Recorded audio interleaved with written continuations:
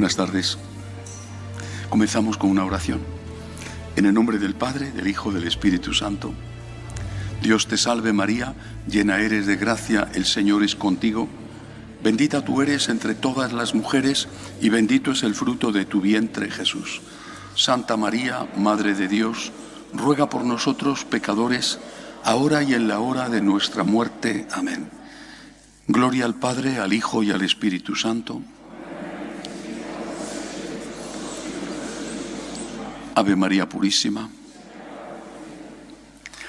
Si estuvisteis el mes pasado en el retiro, recordaréis que hablé de la gravísima situación en que se encuentra la Iglesia con un riesgo evidente de cisma, no solamente provocado por la actitud o las decisiones de una parte de la Iglesia Católica en Alemania, sino secundado por otros países y también por muchos obispos, cardenales, sacerdotes en otros sitios del mundo.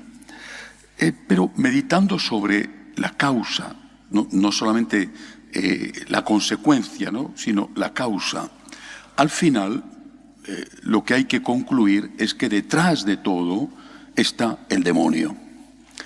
Y es importante tenerlo en cuenta. Es importante tener en cuenta también saber cómo actúa el demonio. Santo Tomás de Aquino decía que hay un pecado que es mayor que todos los demás pecados, más grave que todos los demás pecados, más grave que todos los otros pecados graves, decía Santo Tomás. Y decía él, escribe y dice, es más grave que la infidelidad, por ejemplo, es más grave que la lujuria y es más grave incluso que el homicidio. Bueno, ¿qué pecado es aquel que puede llamarse el padre de todos los pecados? Ese pecado es la soberbia. Y cuando miro la situación, repito, en la Iglesia, en Alemania en concreto, en tantos países, me doy cuenta de que el fondo es siempre acción del demonio a través de las tentaciones de la soberbia. Por eso hoy he pensado, también porque estamos en Cuaresma, dedicar esta meditación no a hablar de lo mal que están las cosas, sino de esta raíz de lo mal que están las cosas, de cómo actúa el demonio tentándonos para que cometamos el pecado de la soberbia. Y también le pido a Dios que me dé tiempo, es decir, que sea capaz de ser breve para poder decirlo todo, también cómo tenemos que vencer esas tentaciones de la soberbia. Por supuesto que hay muchas manifestaciones de la soberbia. He señalado 7 manifestaciones de la soberbia, o sea, 7 tentaciones ligadas al pecado de la soberbia, o 7 maneras de ser soberbio. Quisiera que las cosas que voy a decir sirvieran como un examen de conciencia para cada uno. No tanto como algo que vemos reflejado en los demás, que seguramente eso sucede, ¿no? Esta persona, mi marido, es así, bueno, mi mujer, mis hijos, sino más bien un examen de conciencia para uno mismo.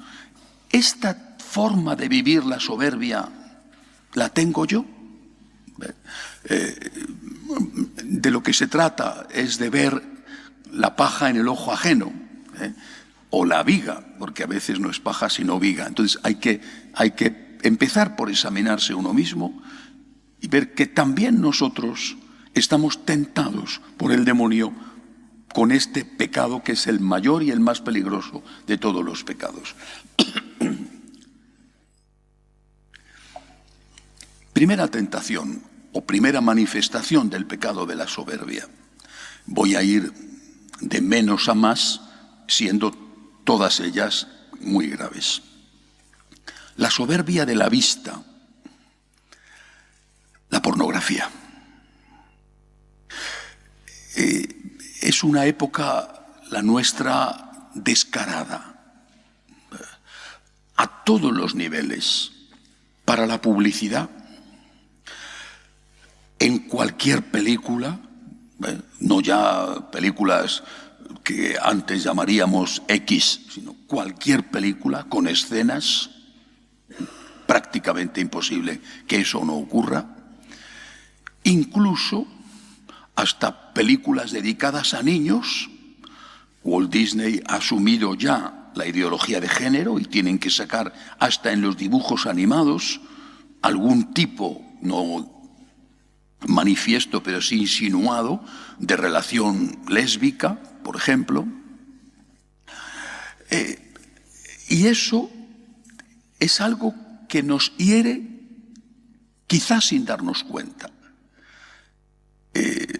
La pornografía,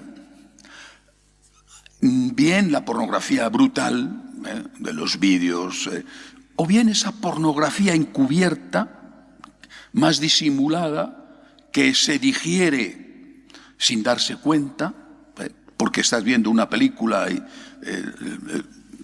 y aparecen esas escenas y estás en tu casa y a ver qué haces. Y bueno, esa pornografía que a veces está también por las calles, que sin pudor ninguno, que antes sí existía, eso te va haciendo daño y va apoderándose de ti de tal forma que caes en esa soberbia de la vista y es considerar que puedes verlo todo sin que pase nada.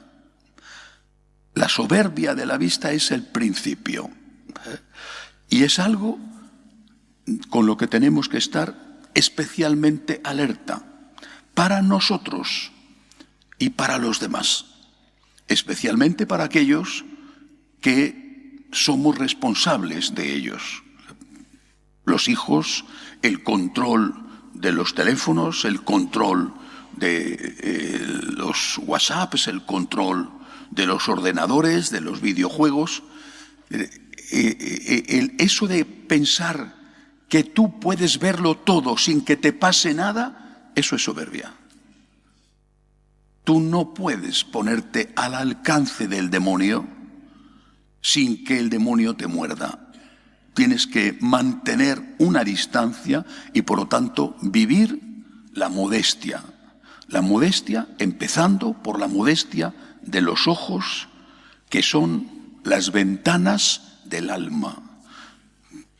Primera cosa, por lo tanto, cuidado con la soberbia de la vista. La soberbia de la vista que consiste en creer que puedo verlo todo sin que tenga consecuencias sobre mí. No.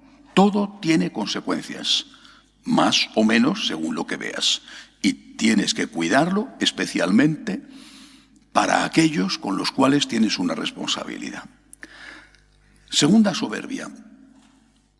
La soberbia de la carne, la de la vista y la de la carne. ¿Cuál es la soberbia de la carne?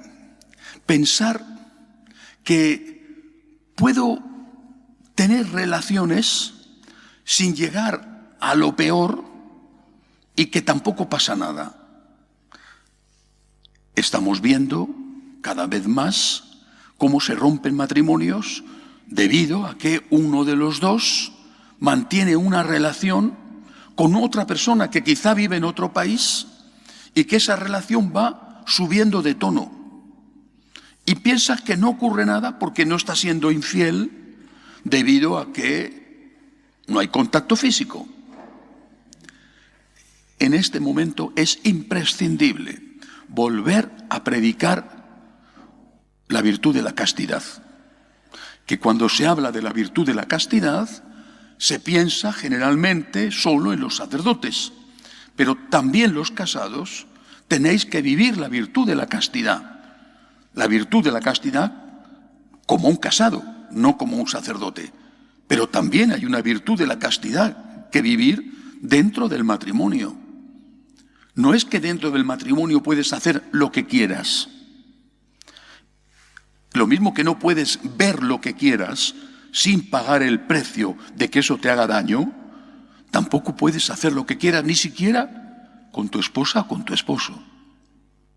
Y mucho menos con personas fuera del matrimonio. ligado a esto, a la necesidad urgente de vivir de nuevo la castidad y de plantearlo, ligado a esto está también el control del propio cuerpo. ¿Cómo se va a hacer ese control? Cada uno tendrá que ver, ¿no? Porque cada uno de nosotros tiene un cuerpo diferente. Si a mí me dicen, tienes que hacer penitencia dejando de fumar, diría, pues qué fácil, porque no he fumado nunca, ¿no? Bueno, si me dicen, tienes que hacer penitencia dejando de comer dulces, me cuesta mucho.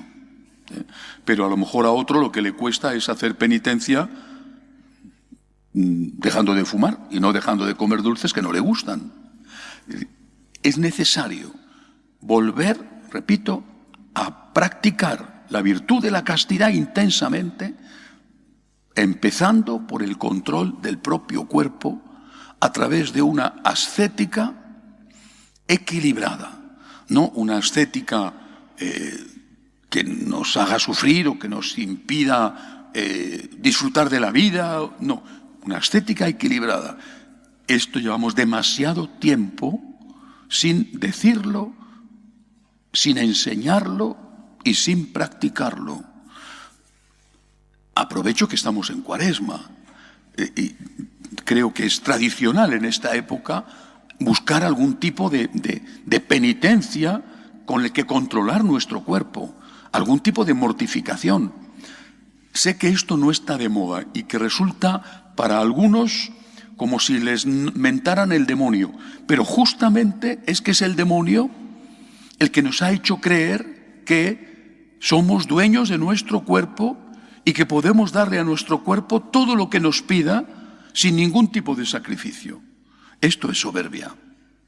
Lo mismo que es soberbia pensar que puedes verlo todo sin que te pase nada, es soberbia pensar que puedes comerlo todo o beberlo todo o tocarlo todo sin que te pase nada. El control de tu cuerpo es fundamental para poder llevar una vida honesta y casta. Vale, por supuesto, para los sacerdotes y vale también para los casados. Aunque no esté de moda, hay que insistir en vivir y practicar la virtud de la castidad. La soberbia consiste en creer que no pasa nada. Una vieja máxima decía, el que evita la tentación, evita el pecado. Y esto vale para la vista y vale para el cuerpo. Tercera soberbia. Vamos, como digo, de menos a más. La soberbia de la seguridad. Es nuestra psicología la que entra aquí en juego. Estamos hechos para andar sobre tierra, no para andar sobre el agua o para volar sobre las nubes. Necesitamos un suelo firme. Lo necesitamos, nuestra psicología lo necesita. Pero muchas veces, pero que muchísimas veces, esto no es posible. No podemos tenerlo todo atado y bien atado. Nos cuesta muchísimo fiarnos. Cuanto más mayor te haces, más desconfiado te vuelves, porque has sufrido a lo largo de tu vida desengaños. Personas de las que te fiaste que te han defraudado. Y entonces cada vez te vas volviendo más aislado. No crees, no confías. Y eso te lleva también a una relación con Dios que es una relación de desconfianza con Él. Cuando algo no lo entendemos, enseguida dudamos. Cuando algo no sale como hemos previsto, enseguida entramos en crisis. Esto es soberbia. La Santísima Virgen nos dice cómo tenemos que pisar la cabeza de la serpiente en este punto. nos lo dice en todo, pero en este punto. Yo soy la esclava del Señor, hágase en mí según tu palabra. Es decir, yo me fío. No fiarse de Dios, no fiarse de determinadas personas, quizás sea sabio, porque te han engañado y tienes que ser prudente. Bueno, pero no fiarse de Dios, querer tenerlo todo atado y bien atado, querer tener seguridades sobre tu presente y sobre tu futuro, o sobre el presente y el futuro de los tuyos, es un pecado de soberbia. Y creo que ahí hay mucho que trabajar. Es un pecado de soberbia no decirle a Dios, yo confío en ti. No entiendo, yo me fío. No sé qué va a pasar, no lo sé, pero yo me fío. Vuelvo a decir el ejemplo del tabaco con respecto a la penitencia. Vale, que habrá personas a las cuales dejar de fumar no les represente nada y a otras dejar el dulce tampoco. Habrá personas que no tengan ningún problema en confiar en Dios cuando no saben qué puede ocurrir mañana, y a otras personas, hablo de mí desde luego, nos cuesta mucho. Necesitamos un suelo firme. Tienes un bulto en el pecho. Vas al médico, tiene que hacerte la biopsia, puede ser un cáncer, puede no serlo, puede ser grasa. Es un momento para decirle a Dios, yo me fío, yo confío. O una tos extraña, o tantas cosas. Yo confío, yo me fío de ti, Señor, yo confío. Y no hacerlo, y no lo hacemos no solo si le decimos a Dios, yo no me fío de ti, eso no, generalmente no se lo decimos, sino no lo hacemos, no nos fiamos de Él cuando estamos nerviosos. Entonces estamos en la práctica desconfiando de Dios. Y sin darnos cuenta, estamos cometiendo un pecado de soberbia. No será quizá de confesar porque no somos conscientes de que estamos cometiendo un pecado de soberbia, pero es un pecado de soberbia. Yo me fío de ti, yo confío en ti, Señor, confío en ti. No sé qué va a pasar, no sé qué va a pasar conmigo, con mis hijos, con la iglesia, con mi patria, con el mundo, con la guerra, no sé qué va a pasar. Yo confío en ti, yo confío en ti. Alma mía, recobra tu calma, que el Señor fue bueno contigo. Es tan importante hacer este ejercicio diariamente, en lo poco, entrenándose para cuando llega lo mucho, ser fiel en lo poco para ser fiel en lo mucho, que bastaría este ejercicio de fiarnos de Dios para vivir permanentemente en paz. Y la paz es la auténtica, la única felicidad. Yo, Señor, confío en ti. No sé qué va a pasar a mi hijo, no sé qué va a pasar en mi país, no sé qué va a pasar. Estoy en tus manos. Yo, Señor, confío en ti, yo me fío de ti. Si notamos que esto no sucede, que no tenemos esa paz, hay que examinar la conciencia, porque el fondo es un pecado de soberbia de que no nos fiamos de Dios.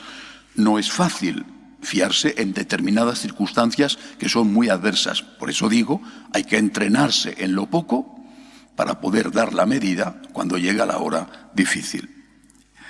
Otra soberbia, ligada a esta, la soberbia de querer entenderlo todo, que se expresa a través de una pregunta. ¿Por qué? ¿Por qué? ¿Por qué me pasa esto? ¿Por qué le pasa esto a esa persona? ¿Por qué? ¿Por qué? ¿Por qué?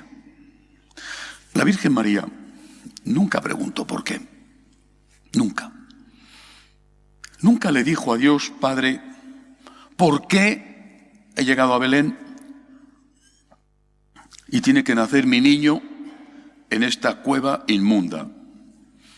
¿Por qué apenas con unos meses, tenemos que salir huyendo hacia Egipto. ¿Por qué, si es el Hijo de Dios, tenemos que estar viviendo en esta cueva de Nazaret? ¿Por qué se muere San José? ¿Por qué se mueren su papá y su mamá, San Joaquín y Santa Ana?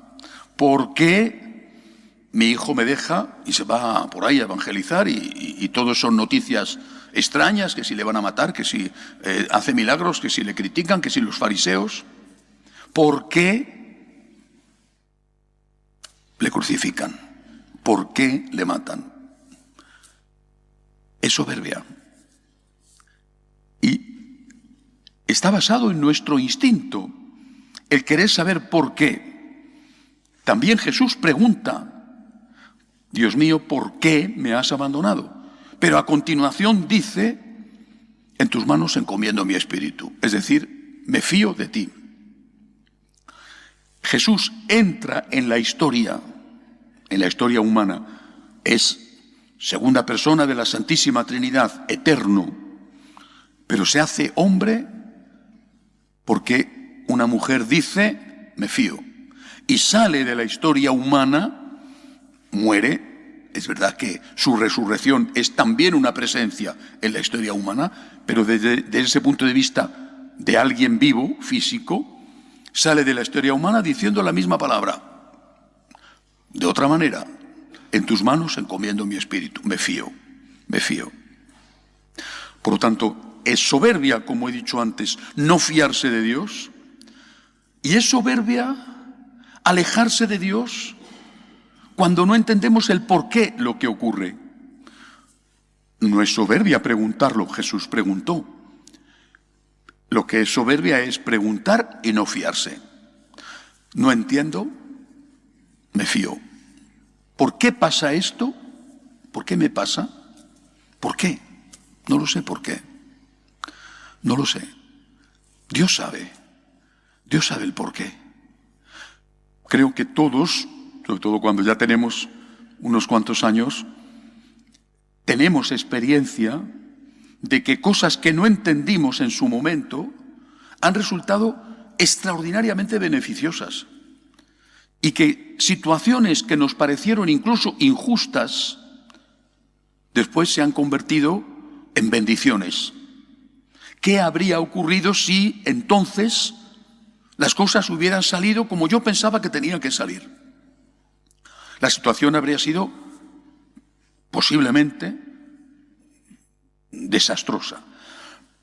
En cambio, aquello salió mal, yo no lo entendí y le dije a Dios: pues tú sabes, mejor que yo, tú sabes. Por lo tanto, esta pregunta del por qué pasa esto es un pecado de soberbia si no va seguido de un yo me fío. A mí no me tienes que dar explicaciones. Yo soy la esclava del Señor. A mí no me tienes que dar explicaciones. Ya está. Yo soy un soldado del ejército y el general dice por aquí y yo no tengo que estar diciendo ¿y por qué por aquí y no por allí? Porque si el general tuviera que estar explicando a cada soldado el por qué por aquí o por allí, bueno, sería imposible hacer absolutamente nada. Y eso hablo en términos militares, no digamos en el gobierno de una fábrica o incluso en una familia. Aceptar el misterio es un acto de confianza en Dios. No aceptar, el no entender, es un acto de soberbia. Señor, yo no entiendo. Si me quieres dar una explicación, te digo ¿por qué? Te pregunto. Y si no me quieres dar una explicación, no te preocupes. Yo no entiendo, pero tú eres Dios y yo no soy Dios. Yo me fío de ti, yo confío en ti. La soberbia de querer tener el control de la propia vida y de la vida de los demás. Vamos avanzando, como veis, en este pecado de soberbia. Querer tener el control. Cuando tienes planes, que es inevitable tener planes, a mí me gusta mucho hacerlos. planes. Intento tener siempre un plan A, un plan B y si puedo incluso un plan C, porque tengo responsabilidades, porque, bueno. Pero ahí hay también el riesgo de la soberbia. ¿Cuándo se presenta la soberbia? Cuando al no salir las cosas como tú habías planeado, te enfadas con Dios, o te enfadas con esa persona, o te enfadas con la vida, o te enfadas contigo mismo. Pero esto yo no lo tenía previsto. Eso es soberbia. Pues claro que no lo tenías previsto. No tenía previsto. Pues tienes que adaptarte. Tienes que sacar partido de lo que te ha quedado. Se ha derrumbado tu mundo, pues con los ladrillos esparcidos por el suelo, intenta construirte no la gran casa que había, pero al menos un sitio donde puedas guarecerte. No puedes tener el control de ti y no puedes tener tampoco el control de los tuyos. Tienen que vivir su vida. Tú has hecho lo mejor que has sabido, que ni siquiera quizá, ni siquiera lo has hecho. Bueno, pero suponte que lo has hecho lo mejor que has sabido y que por tu parte no tienes nada que reprocharte sobre la educación que has transmitido a los tuyos. Suponte ese caso. Bueno, yo creo que todos tenemos siempre algo de que pedir a Dios perdón, porque nadie es perfecto, tampoco como padres o educadores lo somos. Pero tú suponte que has sido perfecto, el mejor padre del mundo y que no tienes nada que reprocharte. Vale. Y luego sale lo que sale. Pues sale lo que sale, porque ellos tienen que vivir su vida.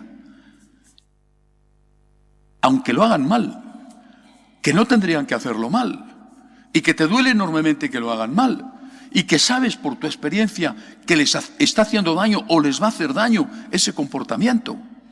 Y que eso que están haciendo es un comportamiento equivocado, y no me refiero solo desde el punto de vista moral, sino también desde el punto de vista, a veces incluso económico o de relaciones. Esa persona no le conviene, va al fracaso, esto es un desastre. Y ahí hay un punto de soberbia, de querer controlarlo todo, de decir, mira, Señor, yo he hecho todo lo que he podido.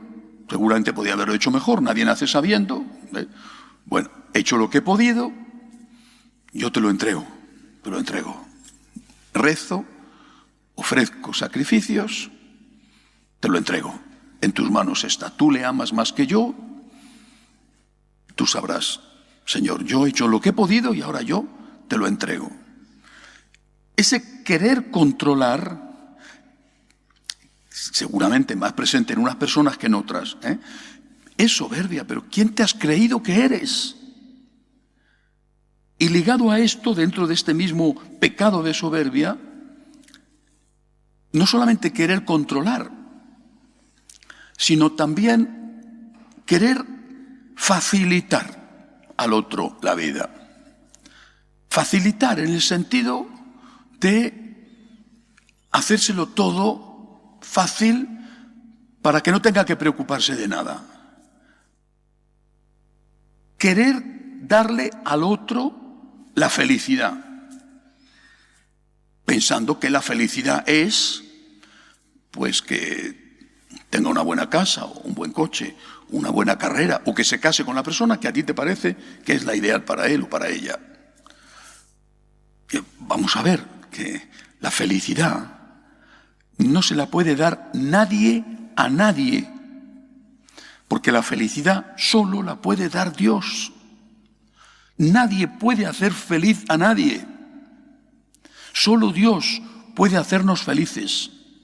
Lo que nosotros podemos y debemos hacer es contribuir a la felicidad del otro. Contribuir.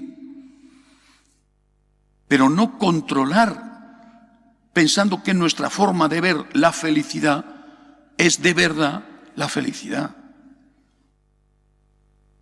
Creo que es algo conocidísimo, estudiadísimo, los psicólogos lo dicen todos, que las generaciones más jóvenes no están acostumbradas a luchar. Ahora está cambiando la situación, porque por primera vez, después de décadas de continuo crecimiento, se está produciendo el hecho de que hoy los jóvenes no viven tan bien como viven sus padres, porque no tienen trabajo muchos de ellos, el precio de los alquileres o de las compras de los pisos está por las nubes y se encuentran en situaciones peor que la que vivían en su hogar. Y esta es una de las causas por las cuales no se van de su hogar, porque ¿a dónde van a ir? Mantienen relaciones sexuales con quien quieren, pero no las hacen estables porque no tienen dónde ir. Esto es fruto también en parte de una sociedad que no ha enseñado a esos jóvenes a luchar en la vida. No digo a obrar mal, con picardía o sin escrúpulos, sino a luchar en la vida. Es decir, que no puedo y no debo quitarte todos los problemas, porque te hago un inútil. Aunque mi intención sea buena, aunque mi intención sea facilitarte la vida, darte los medios para que seas feliz, estoy haciéndote daño. Nunca le agradeceré a mis padres lo suficiente que desde muy pequeño me pusieran a trabajar. Desde niño ya iba a trabajar con ellos a la tienda. Desde niño siempre me llevaron a trabajar.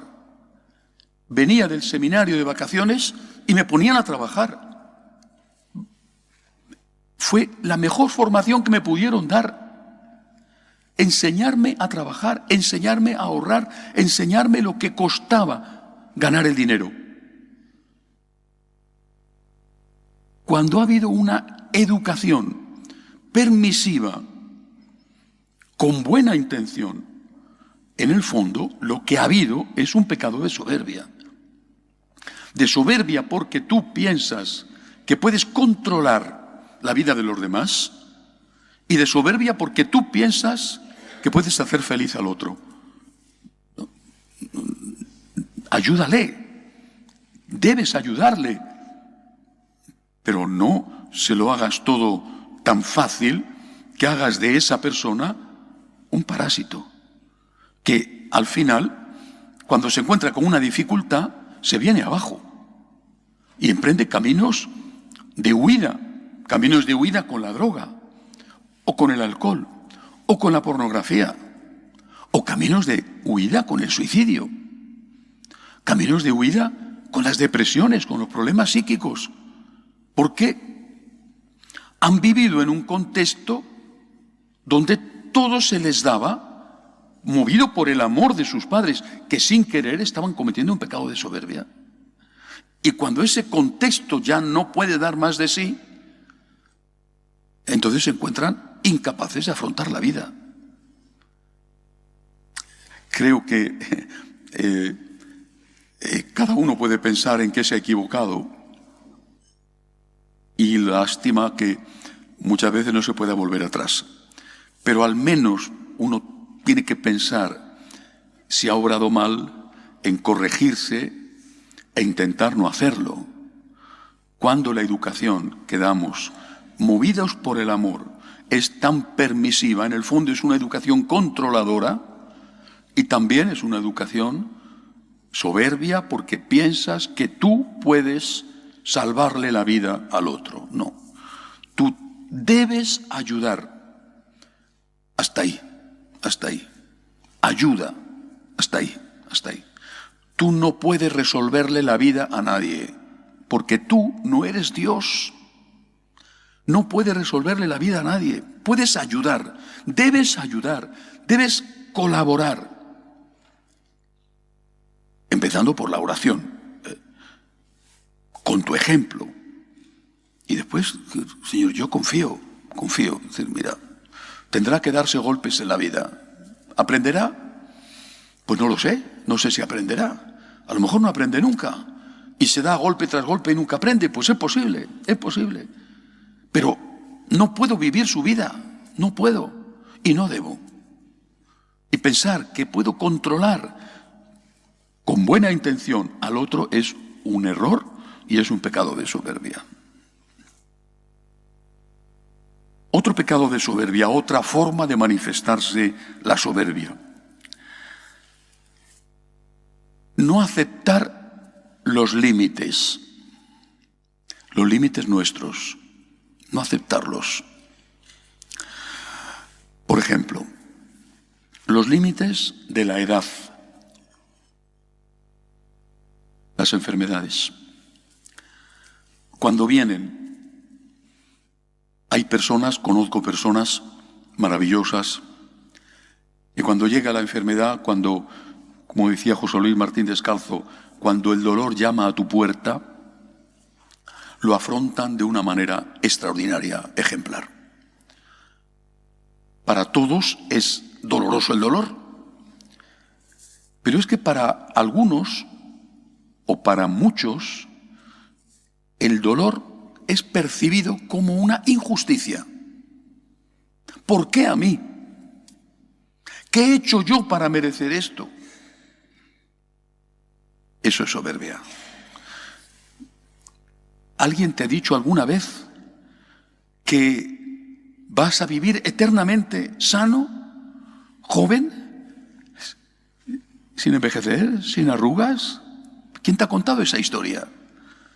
Entonces, ¿por qué te sorprende que te cueste más subir escaleras, que tengas un problema de audición o de vista, que andar como antes andabas ahora te represente una fatiga, o cosas mucho peores, que seas frágil y tus huesos estén descalcificados y se te rompa la cadera? No es que te caes y se te rompe, sino que se te ha roto y por eso te caes, o que tengas un cáncer.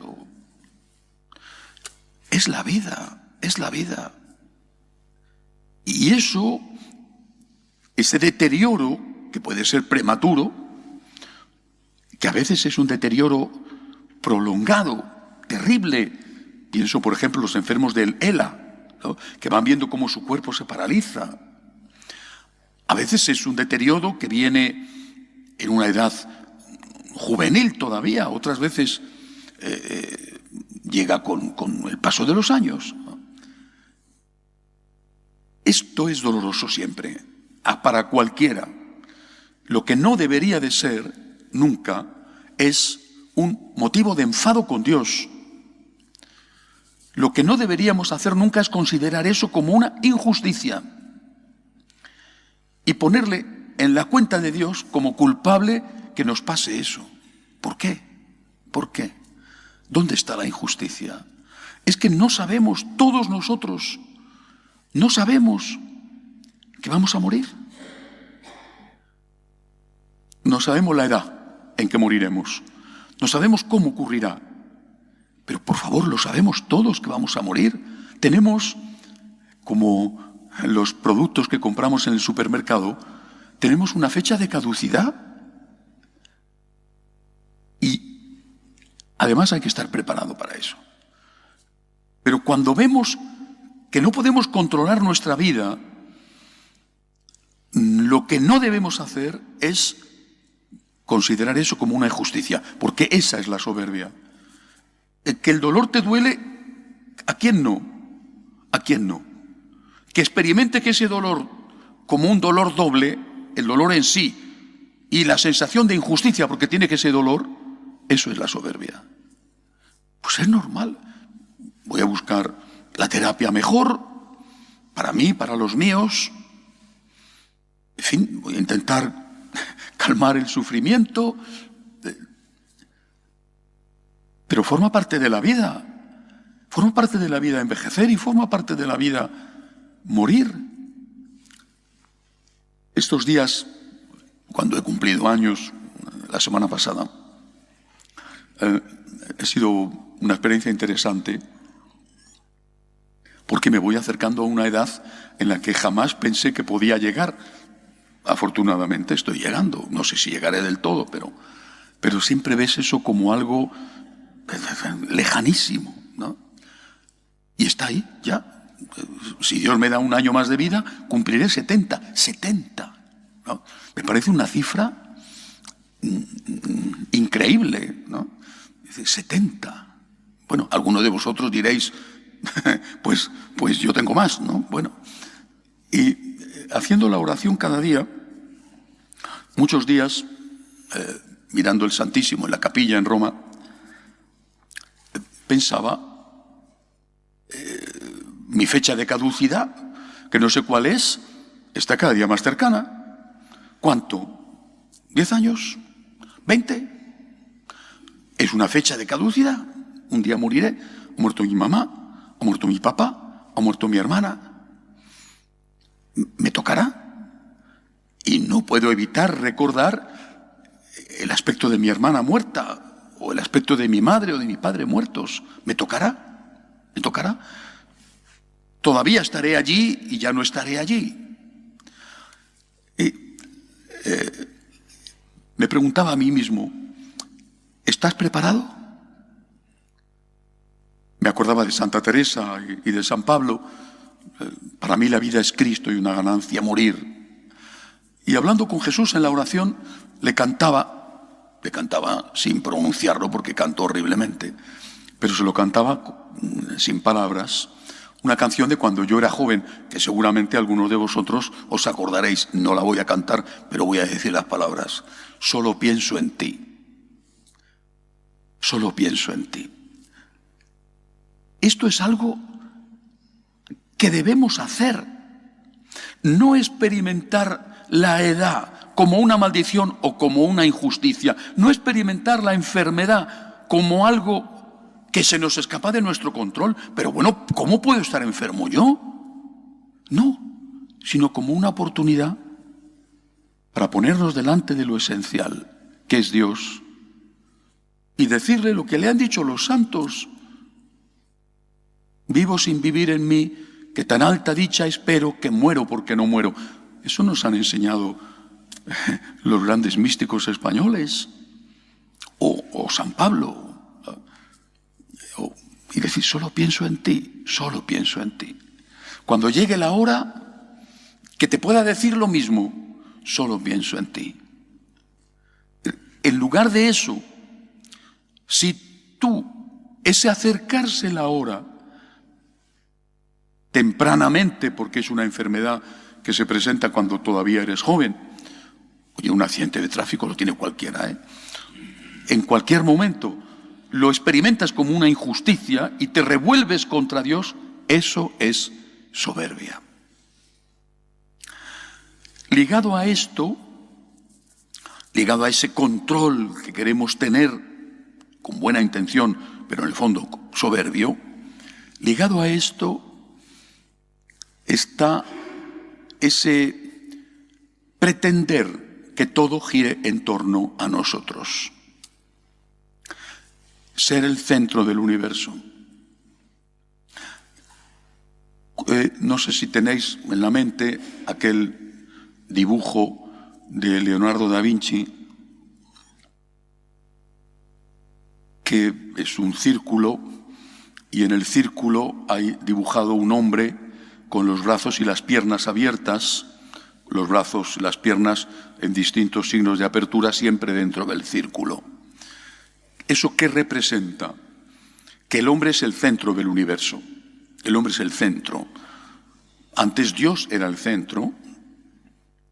La tierra, pensaban los antiguos, porque era lo que sus sentidos les decían, la tierra giraba alrededor del sol.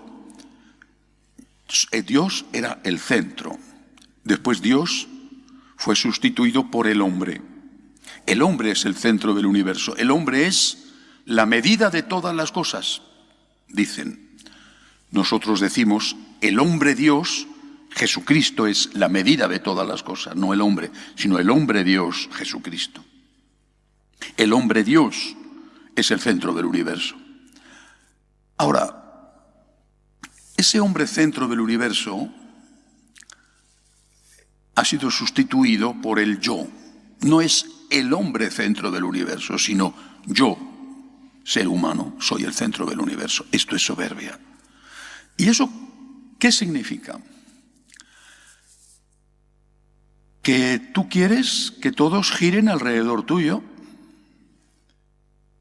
que tengan contigo la relación que tú quieres tener, no la que ellos quieren tener, sino la que tú quieres, la que tú necesitas.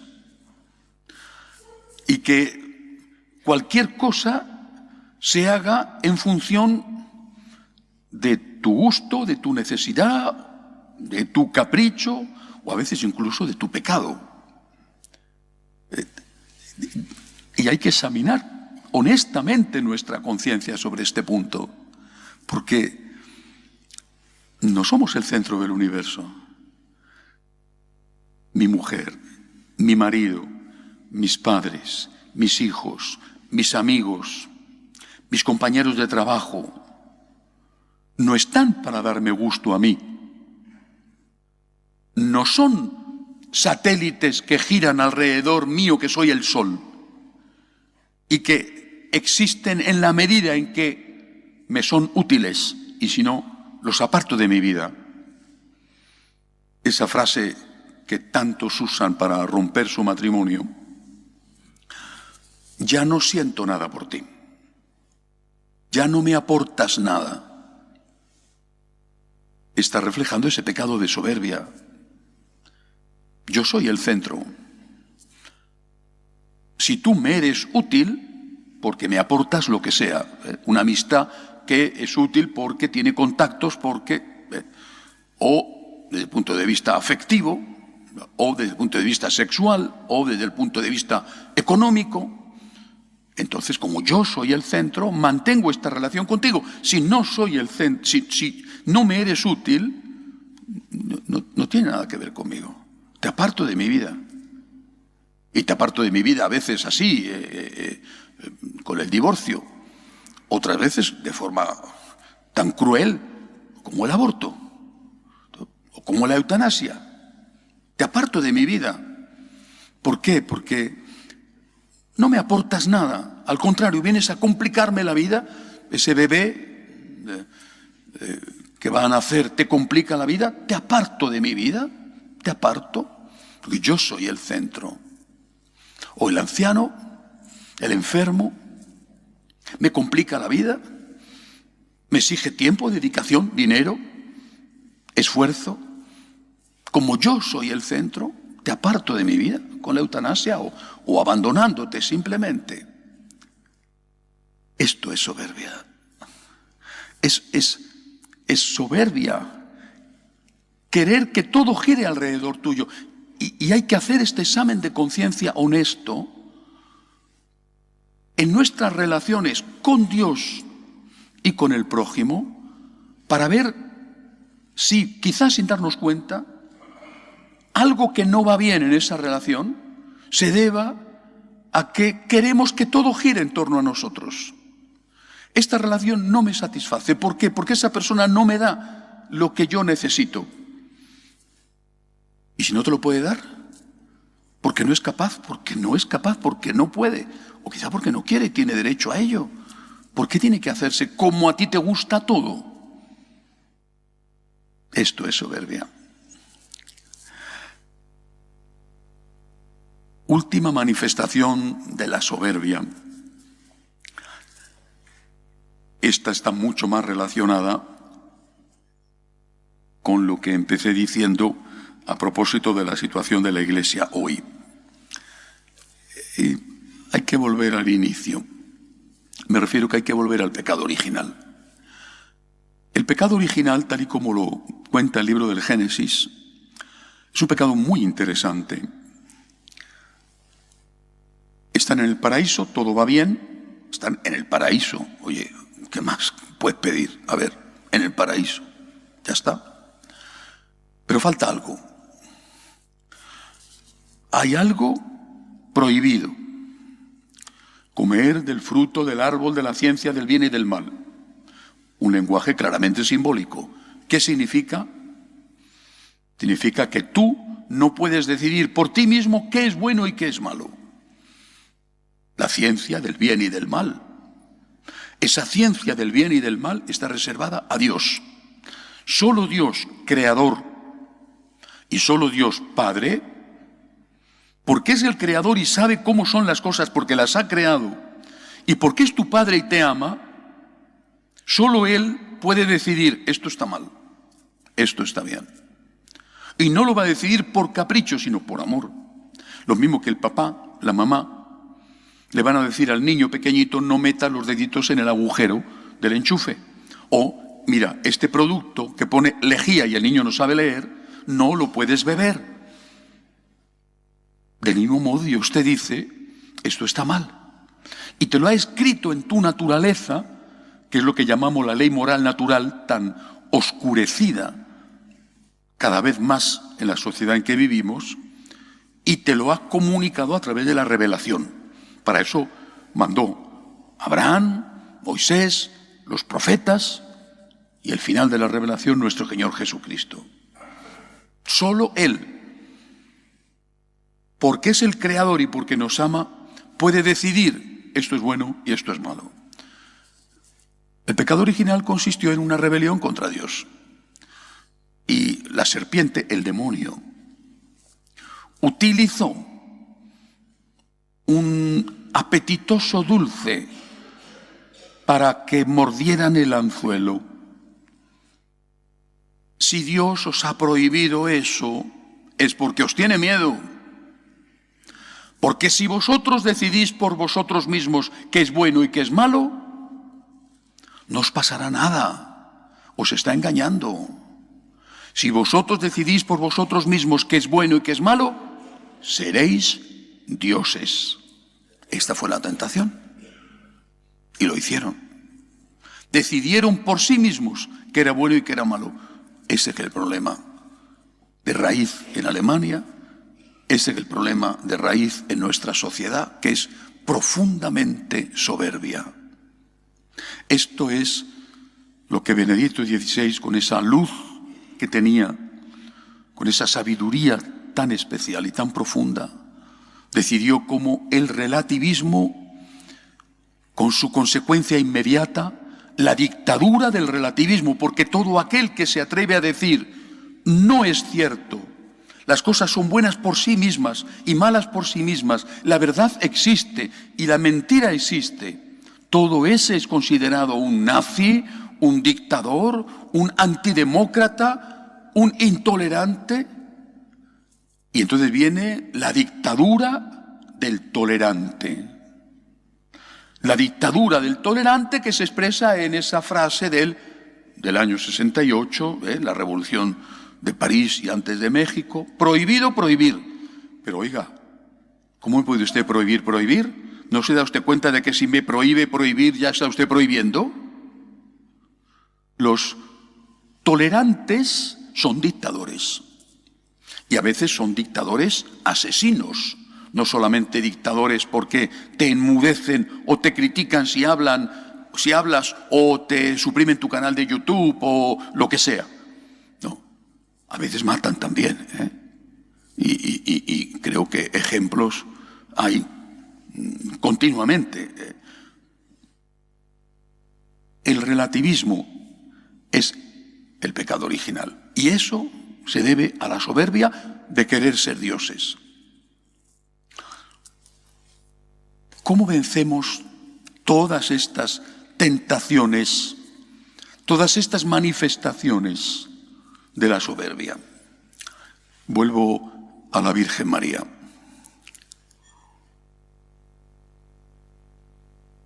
Hay algo que quizá no nos damos cuenta, es que Eva no tenía el pecado original. Eva fue creada sin el pecado original, igual que Adán.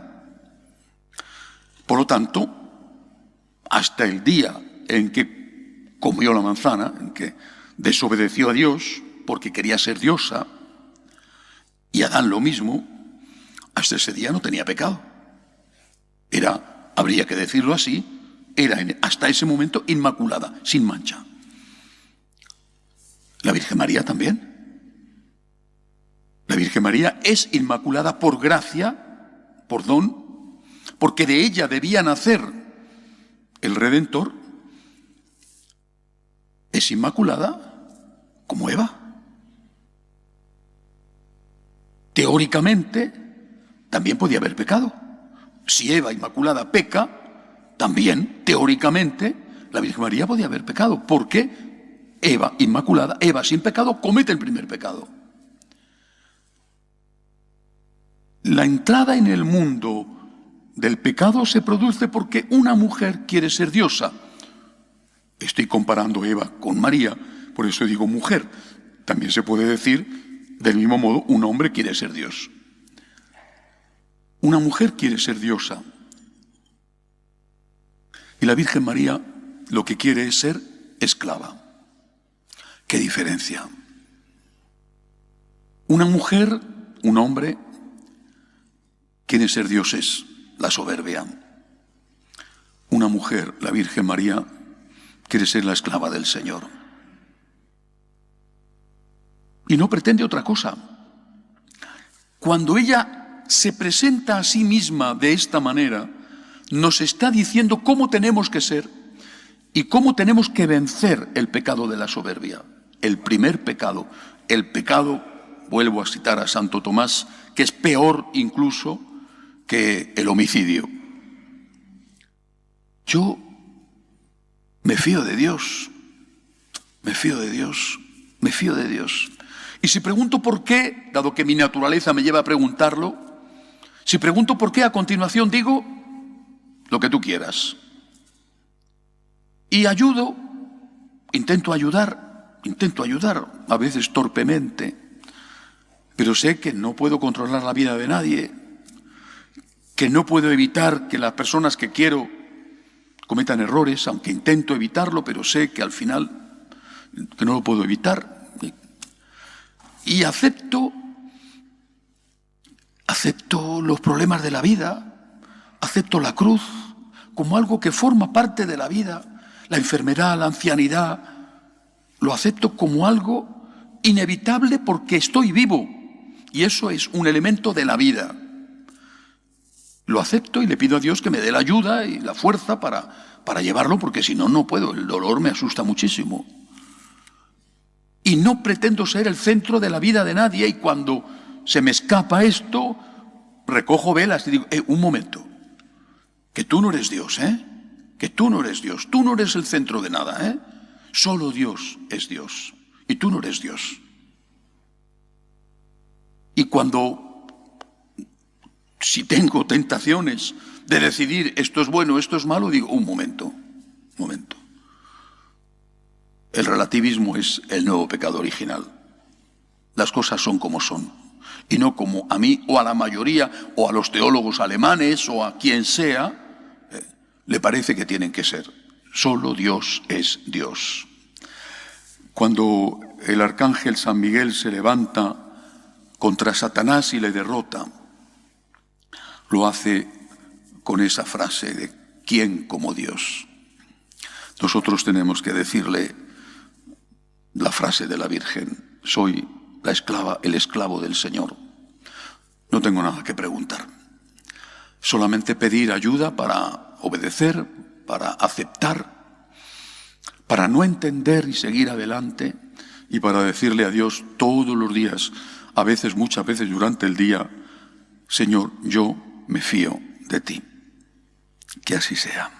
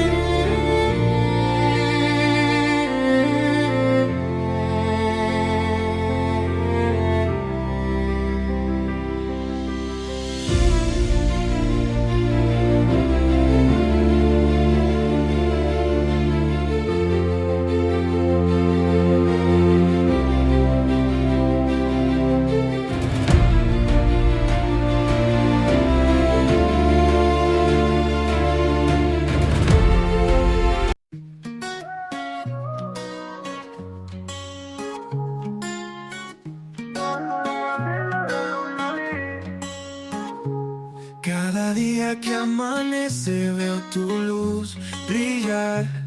En mi corazón florece un deseo de paz sin cesar. Tu sonrisa es mi guía en la tormenta y la calma. Quiero verte siempre feliz, es un anhelo que nace del alma. Que la vida te regale mil razones para reír, que encuentres en cada detalle un motivo para vivir.